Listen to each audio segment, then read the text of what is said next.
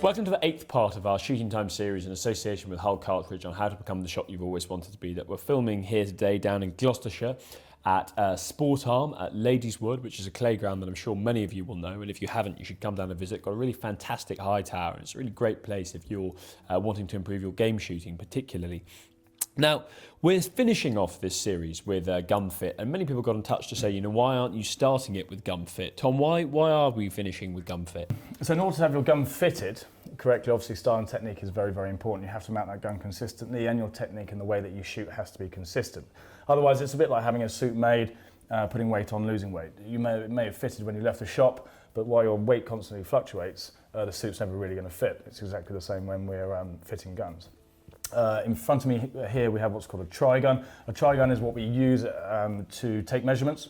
It has a stock on the back which has various movable parts. The measurements that we look at, so a lot of you will know and worry about the length of your stock, so that's length of pull. On an over and under, which is single trigger, it's just from front trigger to mid. Heel and toe. With the side by side, the measurements are slightly different because you've got two triggers. You've also got your cast measurements, so you imagine your shoulders here, your eyesight's here, the cast is there to bring you in line. So it's cast on for a left-hander, off for a right-hander. And then a very important measurement to me, which is your bend measurement. So that actually determines what you see out through the gun. In order to fit guns, as gun fitters, what we use is a thing called a tri-gun that's sitting in front of me here. This is a side-by-side tri-gun. We have over and under tri-guns as well. This is a Prazzi over and under tri-gun stock there.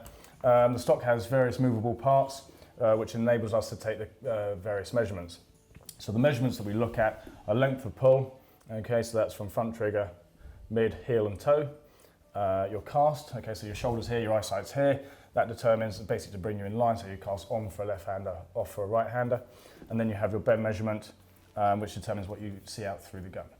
All measurements are very, very important. For myself personally, your bend measurement, what allows you to see through your gun, is absolutely critical. Some of the issues that you may find if you're sort of trying to work out whether your gun fits you or not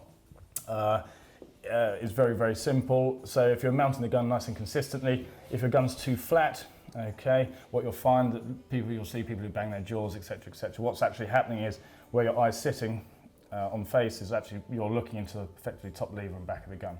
Okay, what that will do is actually cause your other eye to take over if you shoot with two eyes, or actually cause you to lift your head because you've blinded yourself. Another problem with the gun being too high, okay, so effectively your eye sitting too high over the gun, is your eyes can actually start to float around the end of the barrels, causing you to either look at the gun too much, it's basically causes you to start missing offline and getting confused. So you're not actually looking through the gun. The whole idea is your eye sits perfectly on the breech so that you're actually looking through your gun correctly. You hear a lot of people, Tom, sort of on the back of the gun bus, when someone asks, does a gun fit? They'll get the gun, sort of put the heel into their elbow and try and take a forearm measurement. Is that something which you think is sort of way off the mark? Yeah, to be honest, it's a pointless exercise. Yeah. In a gun shop, I can get most people to fit any gun, just by the way they stand, the way that they hold the gun. Getting carried away, as I say, people do get very carried away with a length measurement. There are various other measurements that are also very, very, very important to that gun actually fitting correctly. How many, what sort of percentage, if you could try and think of across a season, the number of people you see out there shooting, what sort of percentage of people's gun do you think actually fits them properly? I mean, how many people are out there using a gun which is very different to what they should be using in terms of fit? It's very common. It's very common to see with people maybe that don't shoot a huge amount and might be borrowing dad's gun or a hand-me-down gun, especially with the side-by-side guys, It's a bit like Trigger's broom. It may have fitted you one day and that's had 70 new handles and 40 new stocks. There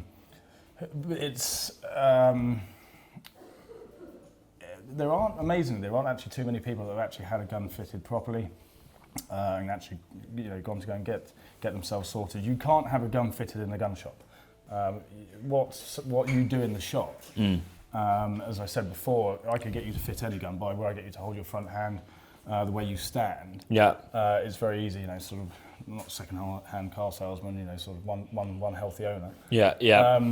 what somebody does in the shop is completely different to when they're actually out shooting. And then lastly on that, I mean, is it the case that if you're, say, shooting a lot of walk-up birds, or you're shooting high birds, or you're shooting clays or whatever, I mean, can you have one size sort of fits all, or do people have stocks that are slightly different sort of measurements depending on what they're doing? There are various gun companies who have their standard measurements, which have actually changed slightly over the years. A lot of the stock measurements now are actually a tiny bit longer, and they've actually raised their cones slightly to try and hit that the average. Right. The average person. Yeah. Where measurements could slightly change and become a bit more complicated is where it's down to body mechanics and human size. Yeah. So if if you're extremely tall, or slightly on the larger side, your measurements will change slightly.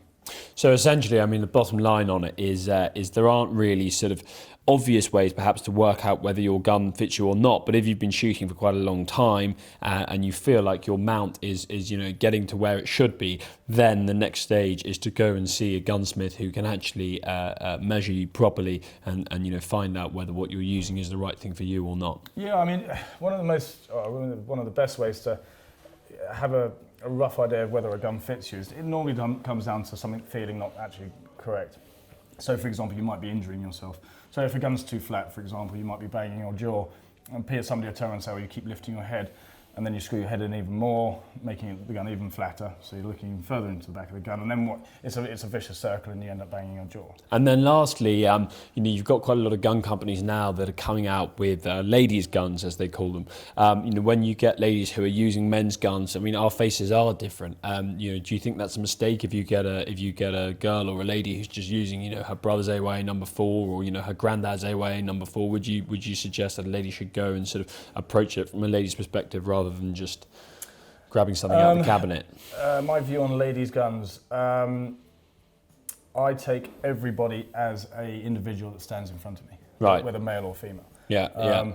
You just because you're a lady doesn't mean that you can't go and shoot a heavy Perazzi over and under. Just the same as you could be a slightly weaker male that just can't handle a heavy gun, or with a gun, it's a very, very personal thing. Yeah. So you have to look at the person as the individual, not just sort of turn around and say, well, the rule book says this, so this is what it's going to be. Yeah. So for your sort of average person at home, how could you get an idea of whether what you're using fits you as it should or not? The easiest way to have an idea whether that gun fits you, it normally comes down to how comfortable you feel. What you'll see is, so for example, if your stock's too long, what you'll tend to do is you'll end up bruising your sort of the top of your forearm here. Mm-hmm. That's a good idea. If you're banging your jaw, the gun could be too flat. Effectively, you're looking too far into the back of the gun. So what happens is, it's very common with side-by-side shooters, especially the old side-by-sides. You start lifting your head, and because of that, it sort of smacks you in the jaw. Then somebody will say you're lifting your head, and you screw your head in, and the whole problem becomes even worse. Another one with if you feel the stock's too long, if you hold a really short front hand, because you can actually change the length of the stock by what you do with your front hand, just where you move it. So if you're holding a very short hand, that could be your mind, instinctively knowing that the gun's a bit too long for you, so you've held a slightly shorter hand. Just things like that. So the whole idea with gun fit is that it enables you to keep your head still with good style, good gun mount, and as soon as you mount that gun, it comes correctly and smoothly and comfortably to your eye to allow you to move and pick the bird up nicely.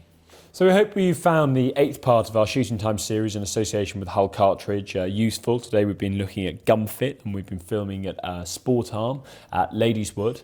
Tom, what would you say in terms of sort of moving your shooting forward after you sort of followed this series and taken everything into account? Yeah, so in terms of gun fit, as I've said, with the series it's there. We've spoken about improving style, technique, everything that actually takes you forward to be a better shot.